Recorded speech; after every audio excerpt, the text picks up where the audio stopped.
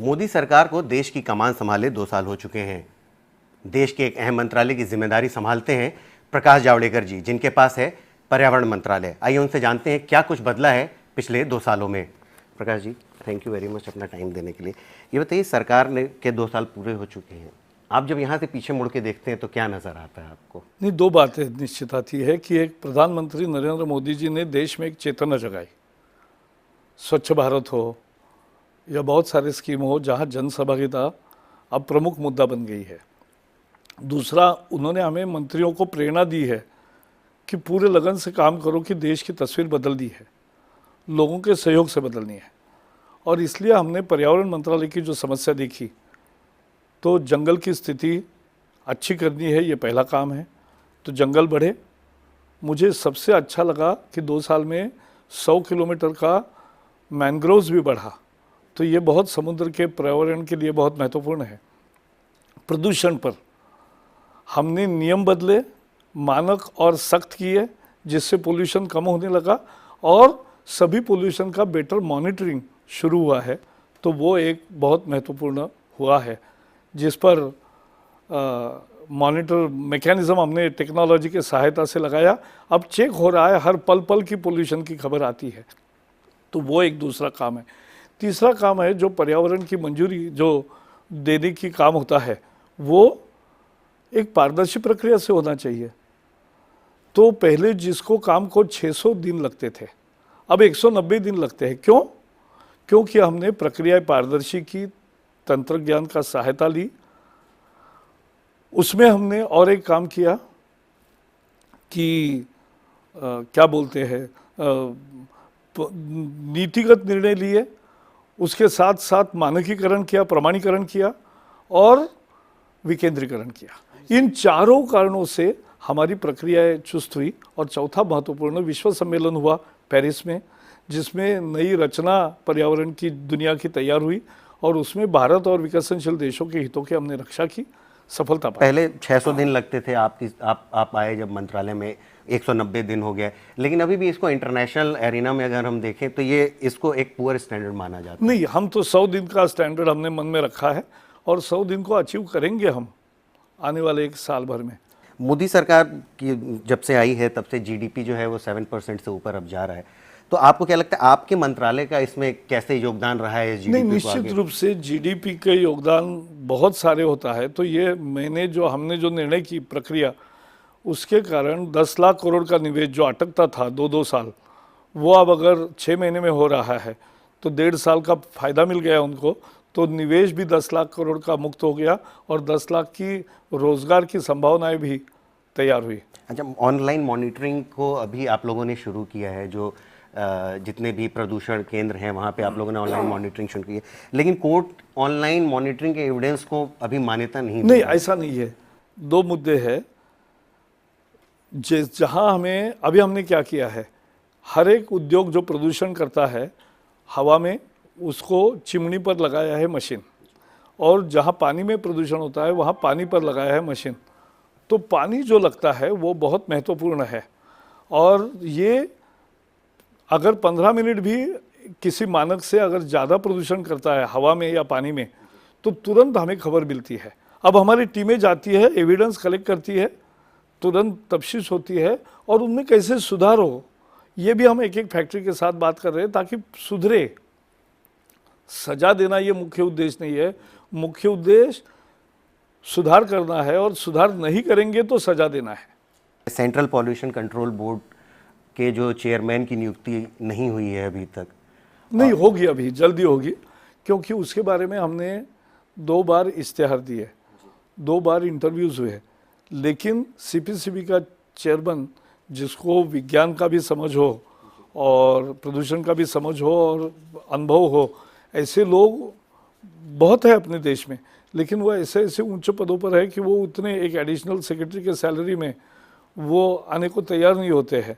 तो इसके लिए हमने अब एक तय किया है और मुझे लगता है कि जल्दी सिलेक्शन होगा और सीपीसीबी को चेयरमैन मिलेगा।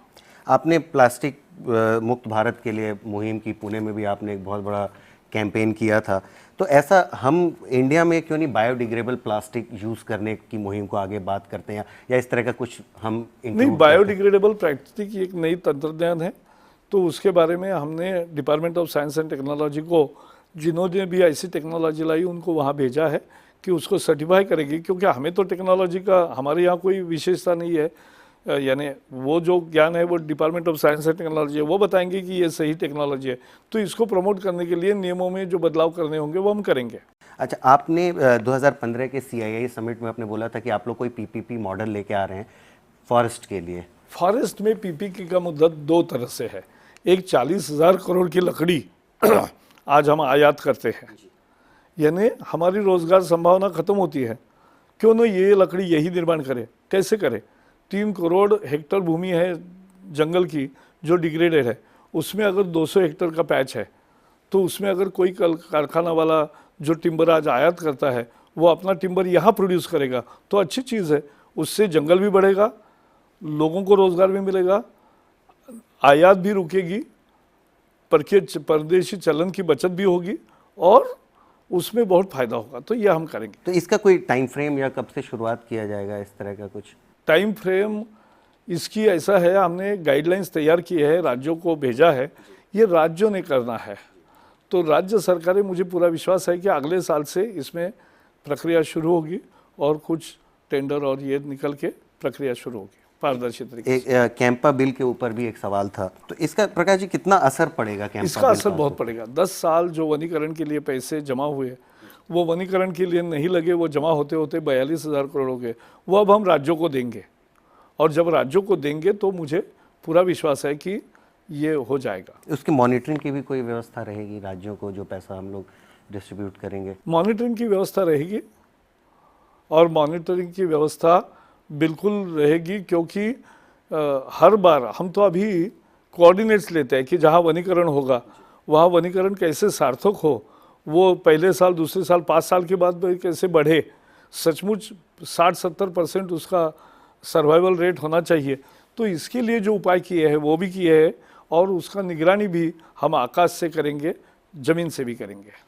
अभी हम लोग कल पढ़ रहे थे कि डोनाल्ड ट्रंप का एक इंटरव्यू आया, उन्होंने बोला कि we comes to the power he will trash the Paris agreement, और वो बोल रहे हैं कि इसकी कोई ज़रूरत नहीं है और हम इसको सिरे से खारिज कर देंगे पेरिस एग्रीमेंट। ऐसा है, मैं अभी कोई कमेंट, मैं मंत्री हूँ भारत सरकार का, तो अभी उनका इलेक्शन चल रहा है, तो इलेक्शन में कौन क्या बोलता है उस पर प्रतिक्रिया देना लाजमी नहीं है, इसलिए मैं नहीं दूंगा।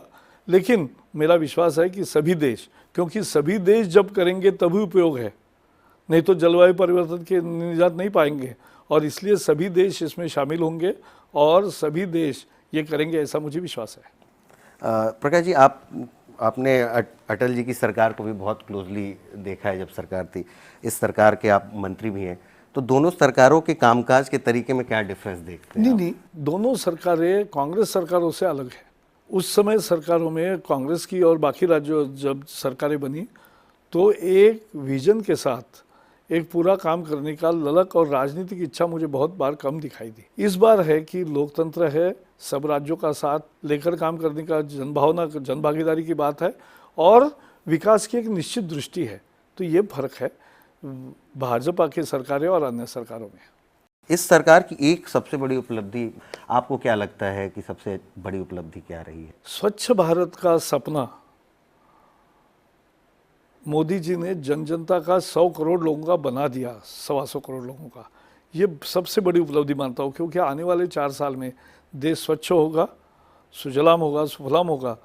तो ये और कृषि, सिंचाई और हर क्षेत्र में जिस तरह से बदलाव ला रहे वो बहुत महत्वपूर्ण है। दिल्ली में ज़्यादा मन लगता है कि महाराष्ट्र में ज़्यादा? नहीं, मैं अब दिल्ली में आकर मेरे 13 साल हो गए, तो 13 साल मैंने बहुत मन से काम किया है और मुझे मन केंद्र की राजनीति में हमेशा लगा है और केंद्र सरकार में मंत्री होकर काम करने में एक नीतिगत निर्णय करते, जैसे वेस्ट मैनेजमेंट के रूल्स किए, मुझे बहुत आनंद आया।